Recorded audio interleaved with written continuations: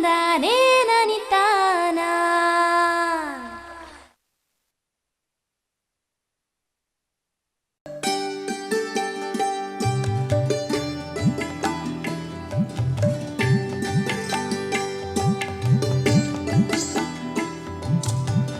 ಕೃಷಿಯೊಂದಿಗೆ ಉಪಕಸುಬಾಗಿ ಕೈಗೊಳ್ಳಲಾಗುತ್ತಿದ್ದ ಕುಕ್ಕಟಪಾಲನೆ, ಪಶುಸಂಗೋಪನೆ ಇತ್ಯಾದಿ ಕ್ರಮೇಣ ಸ್ವತಂತ್ರ ಉದ್ಯಮವಾಗಿ ಅಭಿವೃದ್ಧಿ ಹೊಂದಿವೆ.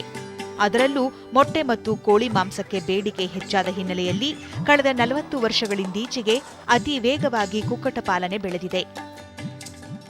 ನಮ್ಮಲ್ಲಿ ಸಾಮಾನ್ಯವಾಗಿ ಈ ಬ್ರಾಯ್ಲರ್ ಕೋಳಿ ಅಂದರೆ ಮಾಂಸಕ್ಕಾಗಿ ಉಪಯೋಗಿಸುವ ಕೋಳಿಗಳು ಸಾಮಾನ್ಯವಾಗಿ ಬಿಳಿ ಬಣ್ಣದಿರುತ್ತೆ. ಇವುಗಳು ನಮ್ಮ ದೇಶದ್ದಲ್ಲ. ಈ ಕೋಳಿಯನ್ನು ಹೊರದೇಶದಿಂದ ಕೆಲವೊಂದು ಖಾಸಗಿ ಸಂಸ್ಥೆಗಳು ತಂದು ಅಭಿವೃದ್ಧಿಪಡಿಸಿದ್ದಾರೆ. ಈ ಕೋಳಿಗಳು ನಮ್ಮಲ್ಲಿ ನಮ್ಮ ಹವಾಗುಣಕ್ಕೆ ಒಗ್ಗೂಡಿದೆ ಹಾಗೂ ಒಳ್ಳೆಯ ಬೆಳವಣಿಗೆಯನ್ನು ಪಡೆದಿದೆ. ಆದರೆ 1980ಕ್ಕಿಂತ ಮೊದಲು ಇದ್ದ ಪರಿಸ್ಥಿತಿ ಈಗ ಇಲ್ಲ. 1980ಕ್ಕಿಂತ ಮೊದಲು ನಮ್ಮ ದೇಶದಲ್ಲಿ ಕೋಳಿ ಸಾಕಾಣಿಕೆ ಒಂದು ಸಣ್ಣ ಉದ್ಯಮವಾಗಿತ್ತು. ಜನರು ಸಣ್ಣದಾಗಿ 10-20 ಕೋಳಿಗಳನ್ನು ಸಾಕುವುದು ಅಥವಾ 100-200 ಕೋಳಿಗಳನ್ನು ಸಾಕ್ತಾಯಿದ್ರು. ತದನಂತರ ದೊಡ್ಡ ದೊಡ್ಡ ಪಟ್ಟಣಗಳಲ್ಲಿ, ನಗರಗಳಲ್ಲಿ ಬೇಡಿಕೆ ಹೆಚ್ಚಾಗಿ ಈ ಸಣ್ಣ ಸಣ್ಣ ಕೋಳಿ ಸಾಕಾಣಿಕೆದಾರರಿಂದ ಉತ್ಪತ್ತಿಯಾಗುವ ಕೋಳಿಗಳು ಸಾಕಾಗ್ತಾ ಇರಲಿಲ್ಲ. ಇದನ್ನು ಮನಗಂಡು ಕೆಲವೊಂದು ಖಾಸಗಿ ಸಂಸ್ಥೆಗಳು ಹೊರದೇಶದಿಂದ ಕೆಲವೊಂದು ತಳಿಗಳನ್ನು ತಂದು ನಮ್ಮ ದೇಶದಲ್ಲಿ ಅಭಿವೃದ್ಧಿಪಡಿಸಿದರು. ಈ ರೀತಿಯಲ್ಲಿ ಕಳೆದ ಒಂದು 30-40 ವರ್ಷಗಳಲ್ಲಿ ಕೋಳಿ ಸಾಕಾಣಿಕೆ ಒಂದು ದೊಡ್ಡ ಉದ್ಯಮವಾಗಿ ನಮ್ಮ ದೇಶದಲ್ಲಿ ಗ್ರಾಮೀಣ ಪ್ರದೇಶದಲ್ಲಿ ಅದರ ಬಣ್ಣವನ್ನೇ ಬದಲಾಯಿಸಿದೆ. 1980ರ ನಂತರ ನಮ್ಮ ದೇಶದಲ್ಲಿ ಕೋಳಿ ಸಾಕಾಣಿಕೆ ಗ್ರಾಮೀಣ ಪ್ರದೇಶದಲ್ಲಿ ಒಂದು ವಿಧ ಹಾಗೂ ನಗರ ಪ್ರದೇಶದಲ್ಲಿ ಒಂದು ವಿಧವಾಗಿ ಬೆಳೆಯುತ್ತಾ ಪ್ರಾರಂಭವಾಯಿತು. 1980ರ ನಂತರ ನಮ್ಮ ಕೇಂದ್ರ ಸರ್ಕಾರವು ಈ ಗ್ರಾಮೀಣ ಪ್ರದೇಶದಲ್ಲಿ ಕೋಳಿ ಸಾಕಣೆ ಮಾಡಲು ಕೆಲವೊಂದು ವಿಶೇಷ ಸಂಶೋಧನಾ ಸಂಸ್ಥೆಗಳನ್ನು ಪ್ರಾರಂಭ ಮಾಡಿದರು.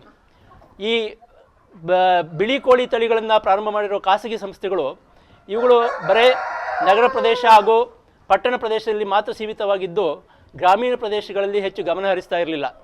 ಇದನ್ನು ಮನಗಂಡು ಕೇಂದ್ರ ಸರ್ಕಾರವು ಗ್ರಾಮೀಣ ಪ್ರದೇಶದ ರೈತರಿಗೆ ಅನುಕೂಲವಾಗುವಂತೆ ಅವರಿಗೆ ಬೇಕಾದ ತಳಿಗಳನ್ನು ಉತ್ಪತ್ತಿ ಮಾಡಲು ಒಂದು ಹೊಸ ಸಂಶೋಧನಾ ಕೇಂದ್ರವನ್ನು ಪಂಜಾಬ್ನಲ್ಲಿ ಲೂಧಿಯಾನದಲ್ಲಿ ಪ್ರಾರಂಭ ಮಾಡಿತು.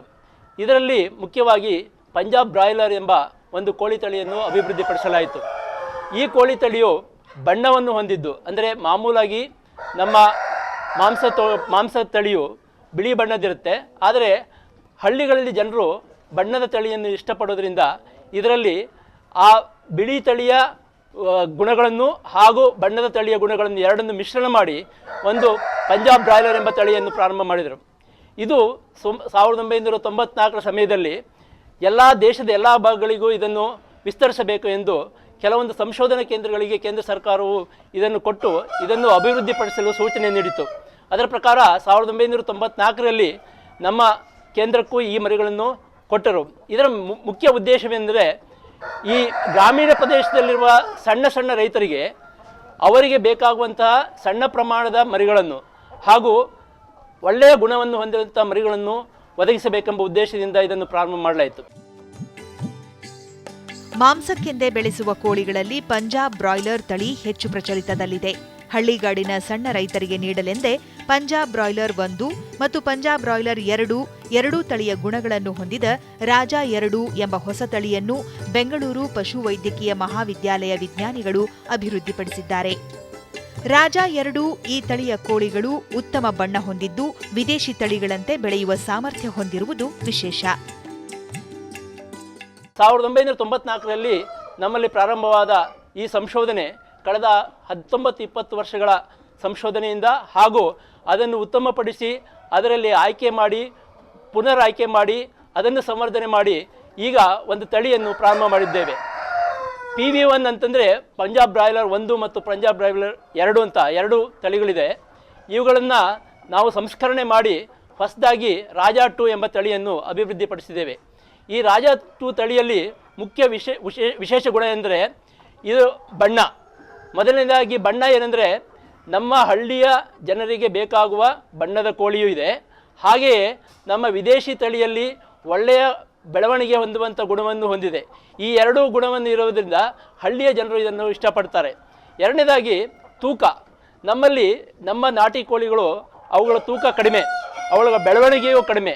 ಆದರೆ ಈ ವಿಶೇಷ ತಳಿಗಳಲ್ಲಿ ಅಂದರೆ ನಮ್ಮ ಬಿಳಿ ಕೋಳಿ ಇರ್ಬೋದು ಅಥವಾ ಈ ಕಲರ್ ಬ್ರಾಯ್ಲರ್ನಲ್ಲಿ ಒಳ್ಳೆಯ ಗುಣಮಟ್ಟ ಇದೆ. ಅಂದರೆ ಸುಮಾರು 6 ವಾರಗಳಿಗೆ 1.5 kg, 7 ವಾರಕ್ಕೆ 2 kg ಬೆಳವಣಿಗೆಯನ್ನು ಹೊಂದುತ್ತವೆ. ನಮ್ಮ ಬಿಳಿ ಕೋಳಿ ಅಂದರೆ ನಾವು ಈಗ ಕಮರ್ಷಿಯಲ್ ಬ್ರಾಯ್ಲರ್ ಅಂತ ಏನು ಕರಿತೀವಿ, ಈ ಕೋಳಿಗಳು ಸುಮಾರು 5 ವಾರದಲ್ಲಿ 2 kg ಬರುತ್ತೆ. ಈ ನಮ್ಮ ಬಣ್ಣದ ಬ್ರಾಯ್ಲರ್ ಕೋಳಿ ಇದಕ್ಕೆ ಸರಿಸಮಾನವಾಗಿ 6-7 ವಾರದಲ್ಲಿ 2 kg ಪಡೆಯುವುದರಿಂದ ಒಳ್ಳೆಯ ಬೆಳವಣಿಗೆಯನ್ನು ಹೊಂದಿದೆ. ಅಲ್ಲದೆ ಈ ಕೋಳಿಯಲ್ಲಿ ಇನ್ನೊಂದು ವಿಶೇಷ ಗುಣ ಏನಂತಂದರೆ ಆಹಾರ ಪರಿವರ್ತನಾ ಸಾಮರ್ಥ್ಯ. ಆಹಾರ ಪರಿವರ್ತನಾ ಸಾಮರ್ಥ್ಯ ಅಂದರೆ 1 kg ತೂಕ ಬರಲು ಎಷ್ಟು ಆಹಾರ ಬೇಕಾಗುತ್ತೆ ಎಂದು. ಈ ಕಡಿಮೆ ಆಹಾರ ಪದಾರ್ಥ ಪಡೆದು ಹೆಚ್ಚು ತೂಕ ಬಂದರೆ ಅದರಿಂದ ಲಾಭ ಹೆಚ್ಚು. ಆದ್ದರಿಂದ ಈ ಕಮರ್ಷಿಯಲ್ ಬ್ರಾಯ್ಲರ್ ಆ ಬಿಳಿ ಕೋಳಿಯಿಂದ ನಮಗೆ ಸುಮಾರು 1.6 ಅಥವಾ 1.7 kg ಆಹಾರ ಪಡೆದು ಸುಮಾರು 1 kg ತೂಕ ಬರುತ್ತೆ. ಆದರೆ ನಮ್ಮ ಬಣ್ಣದ ಬ್ರಾಯ್ಲರ್ ಕೋಳಿಯು ಇದಕ್ಕೆ ಸರಿಸಮಾನವಾಗಿ ಸುಮಾರು 1.9 kgಯಿಂದ 2 kg ಆಹಾರ ತಿಂದು 1 kg ತೂಕ ಬರುವಂಥ ಇದನ್ನು ಗುಣವನ್ನು ಹೊಂದಿದೆ. ಇದಲ್ಲದೆ ಇದರಲ್ಲಿ ಇನ್ನೊಂದು ಮುಖ್ಯ ಅಂಶವೇನೆಂತಂದರೆ ನಮ್ಮ ಈ ಬಣ್ಣದ ಬ್ರಾಯ್ಲರ್ ಈ ಎಲ್ಲ ಹವಾಮಾನಕ್ಕೆ ಹೊಂದಿಕೊಳ್ತದೆ. ನಮ್ಮ ವಿವಿಧ ಹವಾಮಾನ ಅಂದರೆ ದೇಶದಲ್ಲಿ ಪಂಜಾಬ್ನಿಂದ ಹಿಡಿದು ಕರ್ನಾಟಕ, ಕೇರಳ ಎಲ್ಲ ಪ್ರದೇಶಗಳಿಗೂ ಇರುವಂಥ ವಾತಾವರಣಕ್ಕೆ ಹೊಂದಿಕೊಂಡು ಒಳ್ಳೆಯ ಮಾಂಸ ಉತ್ಪತ್ತಿ ಆಗೋದ್ರಿಂದ ಇದರಲ್ಲಿ 3 ವಿಶೇಷ ಗುಣಗಳನ್ನು ಹೊಂದಿರುವುದರಿಂದ ಇದು ನಮ್ಮ ರೂರಲ್ ಜನರಿಗೆ ಅಂದರೆ ಗ್ರಾಮೀಣ ಪ್ರದೇಶದ ರೈತರಿಗೆ ಅನುಕೂಲ ಆಗುತ್ತೆ. ಬಣ್ಣದ ಬ್ರಾಯ್ಲರ್ ಕೋಳಿ ಎಲ್ಲ ಹವಾಮಾನಕ್ಕೂ ಹೊಂದಿಕೊಳ್ಳುತ್ತದೆ. ಅಲ್ಲದೆ ಕಡಿಮೆ ಖರ್ಚಿನಲ್ಲಿ ಹೆಚ್ಚಿನ ಮುತುವರ್ಜಿಯ ಅವಶ್ಯಕತೆ ಇಲ್ಲದೆ ಇವನ್ನು ಬೆಳೆಸಬಹುದು. ಇತರ ಕೋಳಿಗಳಿಗೆ ನೀಡುವಂತೆ ಬಣ್ಣದ ಬ್ರಾಯ್ಲರ್ ಕೋಳಿಗೆ ಕೂಡ ಲಸಿಕೆ ಹಾಕಿಸುವುದು ಅವಶ್ಯ. ಇದರಲ್ಲಿ ಇನ್ನೊಂದು ವಿಶೇಷತೆ ಏನಂತಂದರೆ ನಮ್ಮ ಗ್ರಾಮೀಣ ಪ್ರದೇಶದ ಜನರಲ್ಲಿ ಬೇಕಾಗುವಂತಹ ಮುತುವರ್ಜಿ. ನಾವು ಕೋಳಿ ಸಾಕಾಣೆಯಲ್ಲಿ ಈ ಬಿಳಿ ಕೋಳಿಗೆ ಅತ್ಯಂತ ಮುತುವರ್ಜಿ ವಹಿಸಬೇಕಾಗುತ್ತೆ. ಆದರೆ ಗ್ರಾಮೀಣ ಪ್ರದೇಶದ ಜನರು ಇದನ್ನು ಉಪಕಸಬಾಗಿ ಹೊಂದಿರೋದ್ರಿಂದ ಇದರ ಅಷ್ಟೊಂದು ಮುತುವರ್ಜಿ ವಹಿಸಲಿಕ್ಕೆ ಸಾಧ್ಯ ಆಗಲ್ಲ. ಈ ಬಣ್ಣದ ಕೋಳಿಗಳಿಗೆ ಈ ಬಿಳಿ ಕೋಳಿಗೆ ಉಪಯೋಗಿಸುವಂಥ ಬೇಕಾಗುವಂಥ ಮುತುವರ್ಜಿಯನ್ನು ಮಾಡದೆ ಸಾಮಾನ್ಯ ಮುತುವರ್ಜಿ ವಹಿಸಿ ಕೂಡ ಸಾಕಬಹುದಾದ್ದರಿಂದ ಇದನ್ನು ಕಡಿಮೆ ಖರ್ಚಿನಲ್ಲಿ ಹೆಚ್ಚು ಬೆಳೆಯನ್ನು ಬೆಳೆದು ಜನರು ಕಡಿಮೆ ಮುತುವರ್ಜಿ ವಹಿಸಿ ಬೆಳೆಸೋದರಿಂದ ನಮ್ಮ ಗ್ರಾಮೀಣ ಪ್ರದೇಶಗಳಿಗೆ ಇದು ತುಂಬ ಅನುಕೂಲಕರವಾದ ಬ್ರೀಡ್ ಆಗಿದೆ. ಹಾಗಾಗಿ ನಮ್ಮ ಗ್ರಾಮೀಣ ಪ್ರದೇಶದಲ್ಲಿ ಇದಕ್ಕೆ ಈಗ ಬೇಡಿಕೆ ಹೆಚ್ಚಾಗ್ತಾ ಇದೆ. ಇದನ್ನು ಬೆಳೆಸುವ ವಿಷಯಕ್ಕೆ ಬಂದಾಗ ಬೇರೆ ಎಲ್ಲ ತಳಿಗಳಿಗೆ ಸಂಬಂಧಪಟ್ಟ ಹಾಗೆ ಅದೇ ರೀತಿಯಲ್ಲಿ ನಾವು 3 ವಾರಗಳ ಕಾಲ ಇದನ್ನು ಬೆಳೆಸುವಾಗ ಅದಕ್ಕೆ ಶಾಖವನ್ನು ಕೊಡಲೇಬೇಕು. ಬೇರೆ ತಳಿಗೆ ಕೊಟ್ಟ ಹಾಗೆಯೇ 3 ವಾರ ಕೊಡಲೇಬೇಕು. ತದನಂತರ 4ರಿಂದ 7 ವಾರ 8 ವಾರದವರೆಗೆ ಹಾಗೆ ಬೆಳೆಸಿ 7ರಿಂದ 8 ವಾರದಲ್ಲಿ ಇದನ್ನು ಕಟಾವಿಗೆ ಕೊಡಬಹುದು. ಅಲ್ಲದೆ ಇವುಗಳ ಲಸಿಕೆ ಪದ್ಧತಿ ಪ್ರಕಾರ ಬೇರೆ ಎಲ್ಲ ಕೋಳಿಗಳಿಗೆ ಕೊಡುವಂಥ ಎಲ್ಲ ಲಸಿಕೆಯನ್ನು ಕೊಡಬೇಕಾಗುತ್ತೆ. ಇದರಲ್ಲಿ ಸುಮಾರು 7ರಿಂದ 10 ದಿವಸಕ್ಕೆ ಕೊಕ್ಕರೆ ರೋಗಕ್ಕೆ, ಸುಮಾರು 15ರಿಂದ 20 ದಿವಸಕ್ಕೆ ಗುಂಬರ ರೋಗಕ್ಕೆ ಹಾಗೂ 30ರಿಂದ 35 ದಿವಸಕ್ಕೆ ಕೊಕ್ಕರೆ ರೋಗಕ್ಕೆ ಇನ್ನೊಂದು ಲಸಿಕೆ, ಹೀಗೆ 3 ಲಸಿಕೆಗಳನ್ನು ಕೊಟ್ಟು ಇದನ್ನು ಸುಮಾರು 7ರಿಂದ 8 ವಾರಗಳ ಕಾಲ ಬೆಳೆಸಿದರೆ ಈ ಒಳ್ಳೆಯ ಉತ್ಪತ್ತಿ ಬರುತ್ತದೆ. ನಮ್ಮಲ್ಲಿ ಈ ಕೋಳಿಗೆ ಒಳ್ಳೆಯ ಆಹಾರ ಕೊಡಲೇಬೇಕು, ಒಳ್ಳೆಯ ಆರೋಗ್ಯವನ್ನು ಕಾಪಾಡಿಕೊಳ್ಬೇಕು.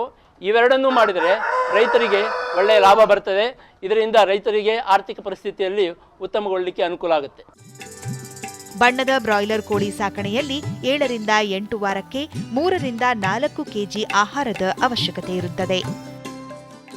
ಈ ಕೋಳಿ ಸಾಕಾಣಿಕೆ ಈ ಖರ್ಚು ವೆಚ್ಚಗಳ ಬಗ್ಗೆ ಗಮನ ಹರಿಸಿದಾಗ ಈ ಕೋಳಿ ಸಾಕಾಣಿಕೆಗೆ ಸುಮಾರು 7ರಿಂದ 8 ವಾರಗಳ ಕಾಲ ನಮಗೆ 3ರಿಂದ 4 kg ಆಹಾರ ಬೇಕಾಗುತ್ತೆ. ಇದರ ಖರ್ಚು, ಮರಿಯ ಖರ್ಚು ಎಲ್ಲ ಸೇರಿದರೆ ಸುಮಾರು 100ರಿಂದ 120 ರೂಪಾಯಿ ಬೇಕಾಗುತ್ತೆ. 150 ರೂಪಾಯಿಯಷ್ಟು ಆದಾಯ ಬರೋದರಿಂದ ಒಂದು ಕೋಳಿಗೆ ಸುಮಾರು 7ರಿಂದ 8 ವಾರದಲ್ಲಿ 25ರಿಂದ 30 ರೂಪಾಯಿ ಲಾಭ ಬರುತ್ತೆ. ಈ ಕೋಳಿ ಮರಿಗೆ ನಾವು ವಿಶೇಷವಾದ ಲಸಿಕೆಯನ್ನು ಏನು ಕೊಡಬೇಕಾಗಿರುವುದಿಲ್ಲ.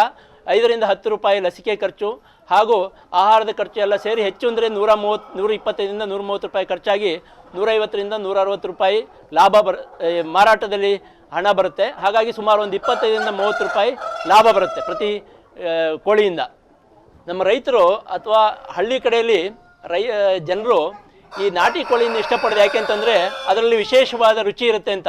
ನಾಟಿ ಕೋಳಿಗಳು ಏನು ಮಾಡ್ತವೆ ಅಂತಂದರೆ ಹುಳ ಹುಪ್ಪಟೆಗಳನ್ನೆಲ್ಲ ತಿಂದು ಒಳ್ಳೆಯ ಮಾಂಸದ ರುಚಿ ಉಂಟಾಗುತ್ತದೆ. ಆದರೆ ನಾವು ಇಲ್ಲಿ ಫಾರ್ಮ್ನಲ್ಲಿ ಬೆಳೆಸುವಂಥ ಕೋಳಿಗಳಿಗೆ ಆ ಥರ ಯಾವುದೂ ಹುಳ ಹುಪ್ಪಟೆ ಸಿಗುವುದಿಲ್ಲ. ಹಾಗಾಗಿ ಈ ಬಿಳಿ ಬ್ರಾಯ್ಲರ್ ಕೋಳಿ ಇದೆಯಲ್ಲ, ಇದು ರುಚಿ ಕಡಿಮೆ ಅಂತ ಜನ ಹೇಳ್ತಾರೆ. ಈ ಬಣ್ಣದ ಕೋಳಿ ಇವೆರಡರ ಮಧ್ಯೆ ಇರೋದ್ರಿಂದ ನಾಟಿ ಕೋಳಿಯ ಗುಣವನ್ನು ಹೊಂದಿದೆ ಹಾಗೂ ಬಿಳಿ ಬಣ್ಣದ ಬ್ರಾಯ್ಲರ್ ಕೋಳಿಯ ಗುಣವನ್ನು ಹೊಂದಿರೋದ್ರಿಂದ ಇದರ ರುಚಿ ಇವೆರಡರ ಮಧ್ಯದಲ್ಲಿ ಬರುತ್ತದೆ. ಅಂದರೆ ಸ್ವಲ್ಪ ನಾಟಿ ಕೋಳಿಯ ರುಚಿಯೂ ಇರುತ್ತದೆ, ಹಾಗೆಯೇ ಒಳ್ಳೆಯ ಬಿಳಿ ಕೋಳಿಯ ರುಚಿಯೂ ಇರುತ್ತದೆ. ಇವೆರಡರ ಮಧ್ಯದಲ್ಲಿ ಇರುವುದರಿಂದ ಇದು ಹಳ್ಳಿಗಳಲ್ಲಿ ಜನರಿಗೆ ಇಷ್ಟವಾಗುತ್ತೆ, ಹಾಗೆ ಜನರಿಂದ ಬೇಡಿಕೆಯೂ ಇದೆ ಇದಕ್ಕೆ. ರೈತ ಬಾಂಧವರು ತಮ್ಮ ಅವಶ್ಯಕತೆಗೆ ಅನುಸಾರ ಅಭಿವೃದ್ಧಿಪಡಿಸಿದ ಒಂದು ದಿನದ ಮರಿಯನ್ನು ಅಥವಾ ಮರಿಗಾಗಿ ಮೊಟ್ಟೆಯನ್ನು ಪಡೆದು ಸಾಕಣೆ ಮಾಡಿ ತಮ್ಮ ಆದಾಯವನ್ನು ಹೆಚ್ಚಿಸಿಕೊಳ್ಳಬಹುದಾಗಿದೆ. ಈ ಮರಿ ನಮ್ಮ ಹೆಬ್ಬಾಳ ವೆಟರ್ನರಿ ಕಾಲೇಜಿನಲ್ಲಿರುವ ಕುಕ್ಕುಟ ವಿಭಾಗದಲ್ಲಿ ಪ್ರತಿ ಶುಕ್ರವಾರ ಈ ಮರಿಗಳು ಲಭ್ಯವಿದೆ. ಒಂದು ಮರಿಗೆ 15 ರೂಪಾಯಿ. ಇದನ್ನು ನಾವು ಒಂದನೇ ದಿವಸ ಅಂದರೆ ಡೇ ಓಲ್ಡ್ ಚಿಕ್ ಅಂತ ಹೇಳ್ತೀವಿ, ಅಂದರೆ ಮೊದಲನೇ ಮರಿ ಮೊಟ್ಟೆಯಿಂದ ಹೊರಗೆ ಬಂದ ದಿವಸವೇ ನಾವು ಮಾರಾಟ ಮಾಡ್ತೀವಿ. ಇದನ್ನು ನೀವು ಮೊದಲೇ ಬುಕ್ ಮಾಡಬೇಕಾಗುತ್ತೆ. ನಮ್ಮಲ್ಲಿ ದೂರವಾಣಿ ಮೂಲಕವಾಗಿ ಬುಕ್ ಮಾಡ್ಬೋದು, ಹಾಗೆ DD ಕಳಿಸಿಯೂ ಇದನ್ನು ಬುಕ್ ಮಾಡಿ ಇಂಥ ದಿವಸ ನಾವು ಲಭ್ಯವಿದೆ ಎಂದು ನಿಮಗೆ ದೂರವಾಣಿ ಮೂಲಕ ತಿಳಿಸ್ತೀವಿ. ಆ ದಿನ ಬಂದು ನೀವು ತೆಗೆದುಕೊಂಡು ಹೋಗ್ಬೋದು. ಅಥವಾ ನಿಮ್ಮಲ್ಲಿ ಏನಾದರೂ ರೈಲ್ವೆ ಸೇವೆಗಳು ನಿಮ್ಮ ಊರಿಗೆ ಇದ್ದರೆ ನಾವು ರೈಲ್ವೆ ಮೂಲಕವೂ ಕಳಿಸಿಕೊಡುವ ವ್ಯವಸ್ಥೆಯನ್ನು ಮಾಡುತ್ತೇವೆ. ಇದರ ಸಾಗಾಣಿಕೆ ವೆಚ್ಚವನ್ನು ರೈತರೇ ಭರಿಸಬೇಕಾಗುತ್ತದೆ. ನಾವು ಸುಮಾರು ಪ್ರತಿ ದಿವಸವೂ 3000ದಿಂದ 4000 ಮರಿಗಳಷ್ಟು ಕೊಡ್ತೇವೆ. ರೈತ ಬೇಕಾದ್ರೆ 100 ಮರಿನೂ ತೊಗೊಂಡು ಹೋಗ್ಬೋದು, 1000 ತೊಗೋಬೋದು, 2000 ತೊಗೋಬೋದು, ಅವರ ಅನುಕೂಲಕ್ಕೆ ತಕ್ಕ ಹಾಗೆ ಎಷ್ಟು ಬೇಕಾದ್ರೂ ತೊಗೋಬೋದು. ಆದರೆ ಮೊದಲೇ DD ಕಳಿಸಿ ಹಣ ಕೊಟ್ಟು ಬುಕ್ ಮಾಡಬೇಕಾಗುತ್ತೆ. ಯಾಕೆಂತಂದರೆ ಬೇರೆ ಬೇರೆ ರೈತರು ಇದಕ್ಕೆ ಮೊದಲೇ ಹಣ ಕೊಟ್ಟಿರ್ತಾರೆ. ಹಾಗಾಗಿ ಯಾರು ಮೊದಲಿಗೆ ಬರ್ತಾರೋ ಅವರಿಗೆ ಮೊದಲನೇ ಪ್ರಿಫರೆನ್ಸ್ ಕೊಟ್ಟು ನಾವು ಕೋಳಿ ಮರಿಗಳನ್ನು ಕೊಡ್ತೇವೆ. ನಮ್ಮಲ್ಲಿ ಈ ಕೋಳಿ ಮರಿ ಮಾಡುವಂಥ ಮೊಟ್ಟೆ ಕೂಡ ಲಭ್ಯವಿರುತ್ತೆ. ಅಂದರೆ ನಾವು ಇವಾಗ ಗಂಡು ಮತ್ತು ಹೆಣ್ಣು ಸಂಸ್ಕರಣೆ ಮಾಡಿ ಬಂದ ಮೊಟ್ಟೆಗಳನ್ನು ಒಂದು ಕಡೆ ಶೇಖರಣೆ ಮಾಡಿರ್ತೀವಿ. ರೈತರು ಈ ಮೊಟ್ಟೆಗಳನ್ನು ತೆಗೆದುಕೊಂಡು ಹೋಗಿ ಕಾವು ಕೊಟ್ಟು ಮರಿಗಳನ್ನು ಮಾಡುವ ಸಾಧ್ಯತೆಗಳಿವೆ. ಈ ಮೊಟ್ಟೆಗೆ ಒಂದು ಮೊಟ್ಟೆಗೆ 9 ರೂಪಾಯಿ ಲೆಕ್ಕದಲ್ಲಿ ನಾವು ಇದನ್ನು ಮಾರಾಟ ಮಾಡ್ತೀವಿ. ಈ ಗ್ರಾಮೀಣ ಪ್ರದೇಶದಲ್ಲಿ ಈ ಕೋಳಿಗಳಿಗೆ ಮಾರುಕಟ್ಟೆ ವ್ಯವಸ್ಥೆ ಅಷ್ಟೊಂದು ಚೆನ್ನಾಗಿಲ್ಲ. ಹಾಗಾಗಿ ಕೆಲವೊಂದು ರೈತರು ಇದನ್ನು ಮಾರಾಟ ಮಾಡಲಿಕ್ಕೆ ತೊಂದರೆಯನ್ನು ಅನುಭವಿಸ್ತಾ ಇರ್ತಾರೆ. ಆದರೆ ಇತ್ತೀಚಿನ ಸಂಶೋಧನೆಗಳ ಪ್ರಕಾರ ಈ ಕೋಳಿಗಳಿಗೆ, ಈ ಬಣ್ಣದ ಬ್ರಾಯ್ಲರ್ ಕೋಳಿಗಳಿಗೆ ಬೇರೆ ಕಡೆಯಿಂದ ಅಂದರೆ ನಗರ ಮತ್ತು ಪಟ್ಟಣ ಪ್ರದೇಶಗಳಿಂದ ಜನರು ಹಳ್ಳಿಗೆ ಬಂದು ಅವರೇ ಬಂದು ಇಲ್ಲಿಯ ಕೋಳಿಗಳನ್ನು ತೆಗೆದುಕೊಂಡು ಹೋಗುವಂಥ ಪ್ರತೀತಿ ಈಗ ಇರೋದರಿಂದ ಇನ್ನು ಮುಂದೆ ಸ್ವಲ್ಪ ಈ ಥರ ಮಾಧ್ಯಮಗಳ ಮೂಲಕ ಹೆಚ್ಚೊಂದು ಇವುಗಳಿಗೆ ಮಾಧ್ಯಮಕ್ಕೆ ಪ್ರಚಾರ ಸಿಕ್ಕಿದಾಗ ಇದು ಮುಂದೆ ಇನ್ನೂ ಹೆಚ್ಚಾಗಿ ಇದಕ್ಕೆ ಮಾರಾಟ ಅವಕಾಶ ಸಿಗುತ್ತೆ ಅಂತ ನನ್ನ ಭಾವನೆ.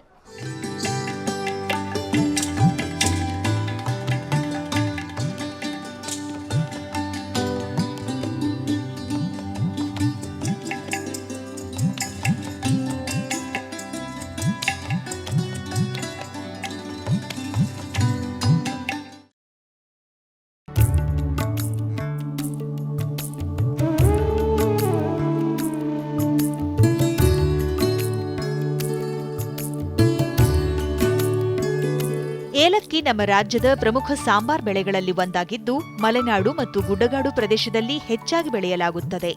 ಸಾಂಬಾರ್ ಬೆಳೆಗಳ ರಾಣಿ ಎಂದೇ ಇದನ್ನು ಪರಿಗಣಿಸಲಾಗಿದೆ. ಏಲಕ್ಕಿಯನ್ನು ನಾವು ಸಾಂಬಾರ್ ಬೆಳೆಯ ರಾಣಿ ಎಂದೇ ಕರೆಯುತ್ತೇವೆ. ನಮ್ಮ ರಾಜ್ಯದಲ್ಲಿ ಏಲಕ್ಕಿ ಬೆಳೆಯನ್ನು ಸುಮಾರು 30 ರಿಂದ 35 ಸಾವಿರ ಹೆಕ್ಟೇರ್ ಪ್ರದೇಶಗಳಲ್ಲಿ ಗುಡ್ಡಗಾಡು ಪ್ರದೇಶದಲ್ಲಿ, ಮಲೆನಾಡಿನ ಗುಡ್ಡಗಾಡು ಪ್ರದೇಶದಲ್ಲಿ ಬೆಳೀತಾ ಇದ್ದಾರೆ. ಸುಮಾರು 1500 ಟನ್ ನಮ್ಮ ರಾಜ್ಯದಲ್ಲಿ ಉತ್ಪಾದನೆ ಆಗ್ತಾ ಇದೆ. ಏಲಕ್ಕಿಯನ್ನು ಸಿಹಿ ತಿಂಡಿಗಳಲ್ಲಿ ಮತ್ತು ಕಾಫಿ, ಟೀ ಹೀಗೆ ಇಂಥ ಸಿಹಿ ತಿಂಡಿಗಳಲ್ಲೂ ಸಹ ತಯಾರು ಮಾಡಲಿಕ್ಕೆ ಏಲಕ್ಕಿಯನ್ನು ಬಳಕೆ ಮಾಡ್ತಾ ಇದ್ದಾರೆ. ಮೂಡಿಗೆರೆಯಲ್ಲಿರುವ ವಲಯ ಕೃಷಿ ಮತ್ತು ತೋಟಗಾರಿಕಾ ಸಂಶೋಧನಾ ಸಂಸ್ಥೆ ವಿಜ್ಞಾನಿಗಳು ಹಲವಾರು ಏಲಕ್ಕಿ ತಳಿಗಳನ್ನು ಅಭಿವೃದ್ಧಿಪಡಿಸಿದ್ದಾರೆ. ಅವುಗಳಲ್ಲಿ ಮೂಡಿಗೆರೆ 1, ಮೂಡಿಗೆರೆ 2 ಮತ್ತು 3 ಪ್ರಮುಖವಾಗಿವೆ. ಇವು ಏಲಕ್ಕಿ ಬೆಳೆಯಲ್ಲಿ ಸಾಮಾನ್ಯವಾಗಿ ಕಂಡುಬರುವ ಬುಡಕೊಳೆಯುವ ರೋಗ ಮತ್ತು ಕಟ್ಟೆ ರೋಗ ನಿರೋಧಕ ಗುಣ ಹೊಂದಿದ ಸುಧಾರಿತ ತಳಿಗಳಾಗಿವೆ. ಮೂಡಿಗೆರೆ 2 ಮತ್ತು 3 ಸ್ವಲ್ಪ ಪ್ರಮಾಣದ ಬರ ನಿರೋಧಕ ಶಕ್ತಿ ಹೊಂದಿರುವುದು ವಿಶೇಷ. ನಮ್ಮ ವಲಯ ಕೃಷಿ ಮತ್ತು ತೋಟಗಾರಿಕಾ ಸಂಶೋಧನಾ ಕೇಂದ್ರದಲ್ಲಿ ಸಹ ಸುಮಾರು 3 ತಳಿಗಳನ್ನು ಇದುವರೆಗೆ ನಾವು ಬಿಡುಗಡೆ ಮಾಡಿದ್ದೇವೆ. ಅದಕ್ಕೆ ಮೂಡಿಗೆರೆ 1, ಮೂಡಿಗೆರೆ 2 ಮತ್ತು ಮೂಡಿಗೆರೆ 3 ಅಂತ 3 ತಳಿಗಳನ್ನು ಈಗಾಗಲೇ ನಮ್ಮ ರಾಜ್ಯದ ಗುಡ್ಡಗಾಡು ಪ್ರದೇಶಕ್ಕೆ ಬಿಡುಗಡೆ ಮಾಡಿದ್ದೀವಿ. ಇದರ ವಿಶೇಷ ಏನು ಅಂದರೆ ಮೂಡಿಗೆರೆ 1 ತಳಿಯು ಏಲಕ್ಕಿಗೆ ಬರ್ತಕ್ಕಂಥ ಬುಡ ಕೊಳೆಯೋ ರೋಗ, ಲೀಫ್ ಬ್ಲಾಚಿಂಗ್ ಮತ್ತು ಕಟ್ಟೆ ರೋಗಗಳನ್ನ ಸ್ವಲ್ಪ ಮಟ್ಟಿಗೆ ತಡ್ಕೊಳ್ಳೋಂಥ ಗುಣವನ್ನು ಹೊಂದಿದೆ. ಇದರ ಇಳುವರಿ ಸರಾಸರಿ ಒಂದು ಎಕರೆಗೆ 350ರಿಂದ 400 kg ಅಷ್ಟು ಇಳುವರಿ ಕೊಡ್ತದೆ. ಬರ ನಿರೋಧಕ ತಳಿ ಇದು. ಸ್ವಲ್ಪ ಮಟ್ಟಿನ ನೀರಿನ ಕೊರತೆ ಕಡಿಮೆ ಆದರೂ ಸಹ ತಡ್ಕೊಂಡು ಬೆಳೀತಕ್ಕಂಥ ಒಳ್ಳೆ ಇಳುವರಿ ಕೊಡ್ತಕ್ಕಂಥ ತಳಿ ಇದು. ಇನ್ನು ಮೂಡಿಗೆರೆ 2 ಅಂತ ಇನ್ನು ಮತ್ತೊಂದು ತಳಿಗಳನ್ನು ಬಿಡುಗಡೆ ಮಾಡಿದ್ದೇವೆ. ಇದು ಸಹ ಇಳುವರಿ ಶೇಕಡ 15 ಭಾಗ ಮೂಡಿಗೆರೆ 1 ತಳಿಗಿನ ಹೆಚ್ಚಿನ ಇಳುವರಿ ಕೊಡ್ತದೆ. ಇದು ಸಹ ಕಟ್ಟೆ ರೋಗ ಮತ್ತು ಬೇರು ಕೊಳೆಯತಕ್ಕಂಥ ರೋಗ ನಿರೋಧಕ ಶಕ್ತಿಯನ್ನು ಹೊಂದಿದೆ. ಇದರ ಇಳುವರಿ ಸಹ ಶೇಕಡ 15 ಹೆಚ್ಚಿನ ಇಳುವರಿ ಕೊಡ್ತದೆ ಮೂಡಿಗೆರೆ 1ಕ್ಕಿಂತ. ಇದರ ಜೊತೆಗೆ ಇನ್ನೊಂದು ತಳಿಗಳನ್ನು ಇತ್ತೀಚೆಗೆ ನಾವು ಬಿಡುಗಡೆ ಮಾಡಿದ್ದೀವಿ ರೈತರಿಗೆ. ಇದು ಸಹ ಕಟ್ಟೆ ರೋಗ ತಡ್ಕೊಳ್ಳೋವಂಥ ಶಕ್ತಿ ಇದೆ, ಜೊತೆಗೆ ಬುಡ ಕೊಳೆಯುವ ರೋಗನೂ ಸಹ ತಡ್ಕೊಳ್ಳೋ ಶಕ್ತಿ ಇದೆ. ಇದರ ಜೊತೆಗೆ ಇದೂ ಸಹ ಒಂದು ಬರವಣಿಗೆ ತಳಿ. ಮೂಡಿಗೆರೆ 2ಕ್ಕಿಂತ ಶೇಕಡ 15% ಇಳುವರಿ ಜಾಸ್ತಿ ಕೊಡ್ತದೆ.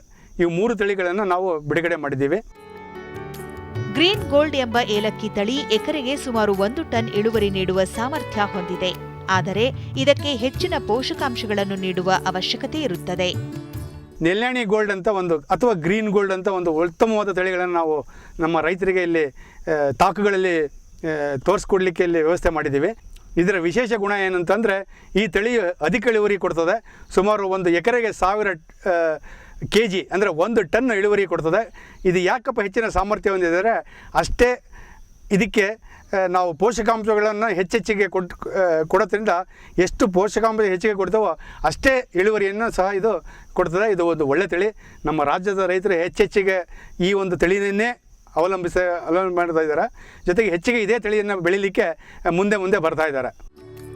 ಏಲಕ್ಕಿ ನೆರಳು ಆಶ್ರಯಿಸಿ ಬೆಳೆಯುವ ಬೆಳೆಯಾಗಿದ್ದು ಏಕ ಬೆಳೆಯಾಗಿ ಇಲ್ಲವೇ ಕಾಫಿ, ತೆಂಗು, ಅಡಿಕೆ ಮಧ್ಯದಲ್ಲಿ ಅಂತರ ಬೆಳೆಯಾಗಿಯೂ ಬೆಳೆಯಬಹುದಾಗಿದೆ.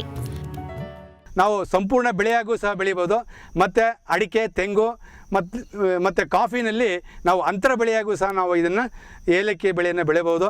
ಇದರ ಗುಣಧರ್ಮ ಏನಂತಂದರೆ ಇದಕ್ಕೆ ಶೇಕಡ 70 ಭಾಗ ನೆರಳಿರಲೇಬೇಕು. ಸೂರ್ಯನ ಶಾಖ ನೇರವಾಗಿ ಬಿದ್ದರೆ ಖಂಡಿತ ಅದು ಒಣಗೋಗ್ತದೆ. ಸೂರ್ಯನ ಶಾಖ ಬೀಳಬಾರ್ದು, ನೇರವಾಗಿ ಕಿರಣಗಳು ಬೀಳಬಾರ್ದು. ಇದೊಂದು ಸಿಯೋಫೈಟಿಕ್ ಪ್ಲ್ಯಾಂಟ್ ಅಂತ ಹೇಳ್ತಾರೆ. ಅಂದರೆ ನೆರಳಿನ ಆಶ್ರಯದಲ್ಲೇ ಇದು ಬೆಳೀತಕ್ಕಂಥ ಒಂದು ಗಿಡ. ರೈತ ಬಾಂಧವರು ತಮ್ಮ ಭೂಮಿಗೆ ಸೂಕ್ತವಾದ ತಳಿಯನ್ನು ಆಯ್ಕೆ ಮಾಡಿಕೊಂಡು ಸೂಕ್ತ ರೀತಿಯಲ್ಲಿ ನೀರು, ಪೋಷಕಾಂಶ ಮತ್ತು ನೆರಳಿನ ನಿರ್ವಹಣೆ ಕೈಗೊಂಡಲ್ಲಿ ಉತ್ತಮ ಇಳುವರಿ ಪಡೆದು ಹೆಚ್ಚಿನ ಲಾಭ ಗಳಿಸಬಹುದು.